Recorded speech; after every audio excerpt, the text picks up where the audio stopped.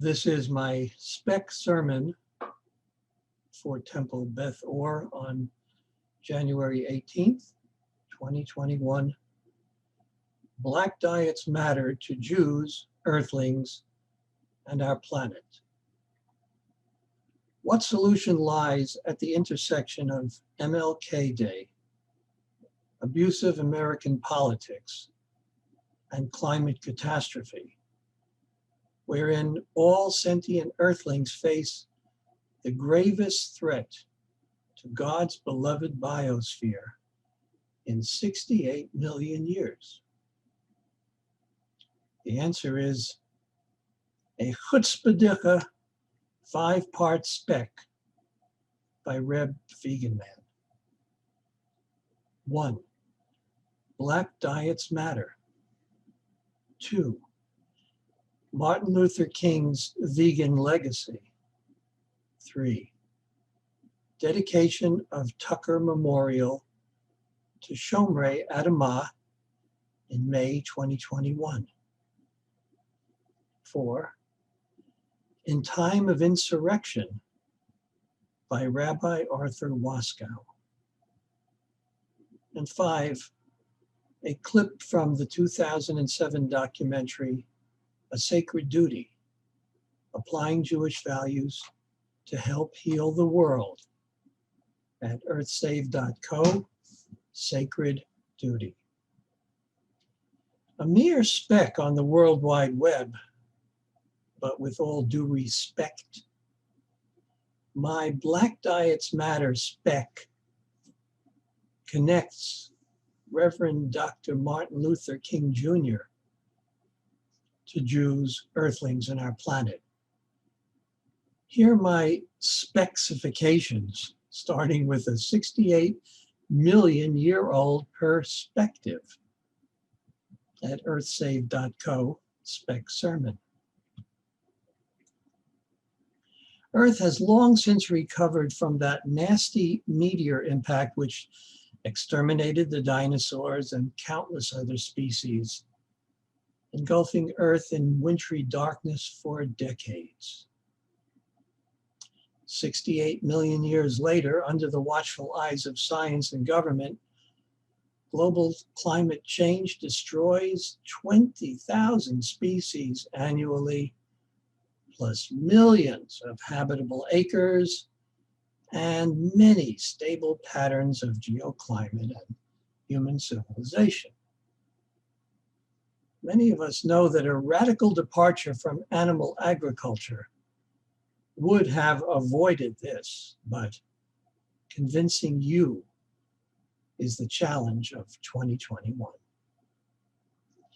Let's get even more perspective from the 2008 groundbreaking documentary, A Sacred Duty.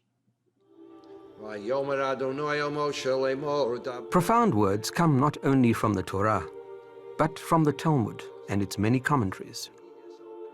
Other important passages are found in the writings of great sages whose works span the centuries. And the Lord God took the man and placed him in the Garden of Eden to work it and to guard it. Genesis 2, verse 15. There's an ancient rabbinic teaching that says that when God created the world, he said to the first human being, to Adam, do not corrupt or destroy this world, for if you do, there's nobody after you to set it aright. And this ancient teaching has unfortunately become all too relevant today as the earth is threatened, as perhaps never before, by global warming, by widening water shortages, by rapid species extinction, many other environmental threats. Therefore, it's essential that Jews be actively involved in responding. We've got to apply our historic mission to be a light unto the nations, to be a kingdom of priests, a holy people, to be Shomrei Adamah, guardians of the earth, to be co-workers with God in working toward Tikkun Olam, that beautiful Hebrew phrase that means the healing and repair of the world. A time for healing is upon us. a litany of ailments threatens the very survival of humans, animals, vegetation, and marine ecosystems all over the Earth.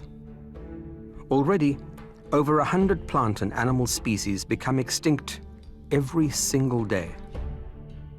If projections are accurate, climate change alone will completely rewrite the story of life on our imperiled planet. In addition to heeding scientific evidence, many people now turn to ancient texts, to hallowed words that have sustained us for millennia. Therein lie guidelines for dealing with a world on a collision course with disaster. The teachings of Judaism are among the most powerful tools at our disposal. The entirety of Torah is described by the rabbis as a blueprint for creation.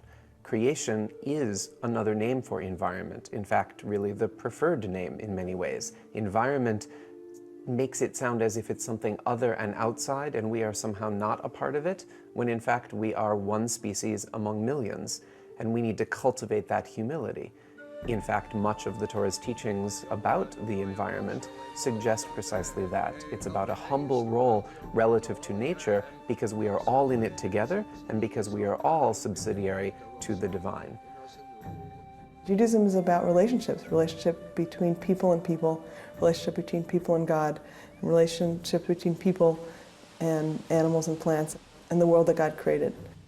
People think about the ecology and the environment as a separate thing, and it's not. It's about us. It's about our existence on the world and sustaining our existence on the world and bringing Kedusha, bringing holiness to our existence on the world. And once you have a broader view of that, then I believe almost every Jewish teaching can be applicable to the realm and to address the issues that we're facing today in terms of environmental crisis.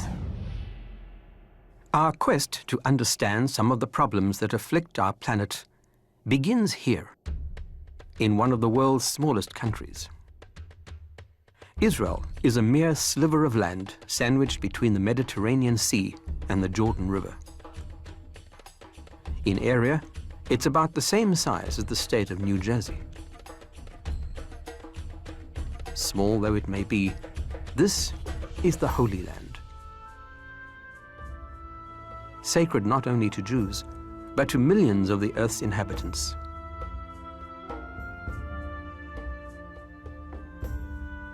This little piece of geography is our springboard to a greater understanding of the world at large.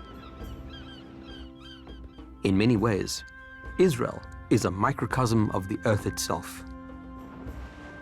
One of the remarkable things about the land of Israel is that on the entire planet there are only a small number of different types of ecosystems, and all but a couple of them exist within a few hundred miles, a few hundred kilometers, in that very special, precious, sacred land.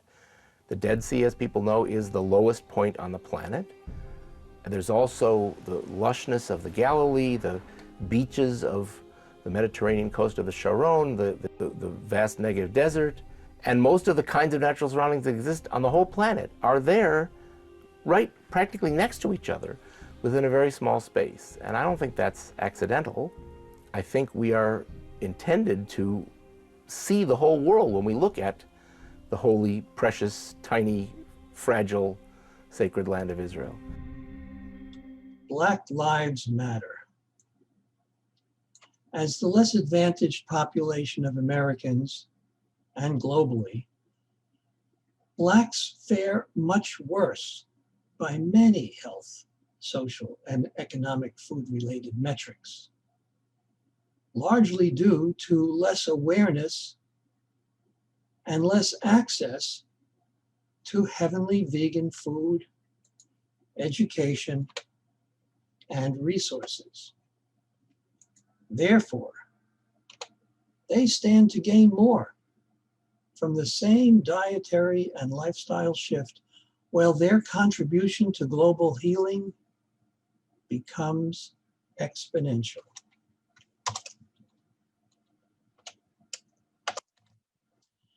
Martin Luther King's vegan or V legacy. decades after his assassination, Reverend Dr. Martin Luther King Jr.'s influence on global grassroots veganism is evident as wife Coretta and son Dexter inspire hosts of vegans of color. Pew Research Center says 8% of Black Americans are strict vegans or vegetarians compared to just 3% of the general population. Shomrei Adamah dedication ceremony, May 2021. The Tucker Memorial at Temple Beth Or will be dedicated in May to Shomrei Adamah, guardians of the earth, who embrace Earth Saves Circles of Life mandala with unconditional love and respect for fauna, flora, planet, and Pachamama, and homage to human health and welfare. In Time of Insurrection by Rabbi Arthur Waskow, with commentary by Reb Vegan Man. Please associate king with modern pharaohs of big energy, military, industry, pharma. Thank you. And here is the prayer poem. You who taught us 3,000 years ago that the only king we needed was the interbreathing spirit of all life. You who, when we insisted we needed a king, instructed us to limit the powers of a king. You who empowered independent shepherds and farmers and taught us always to honor their dignity. You who instructed Moses that every 7th year, the whole people, even small children, should assemble to rethink the sacred teaching. You who inspired Ezra and Nehemiah to call on the people to vote on whether they would affirm the Torah. Inspire us now at this moment of great peril and great possibility. Inspire us with the strength to demand the removal of a ruler who has shown contempt for your creation and your people, who has acted with cruelty to mothers, fathers, and children, who has incited a violent mob to attack the place where our representatives gather to struggle toward our good. Inspire us to unite, to affirm once more the sacred image in our diversity, and to banish cruelty, subjugation, and violence from the halls of leadership. Amen.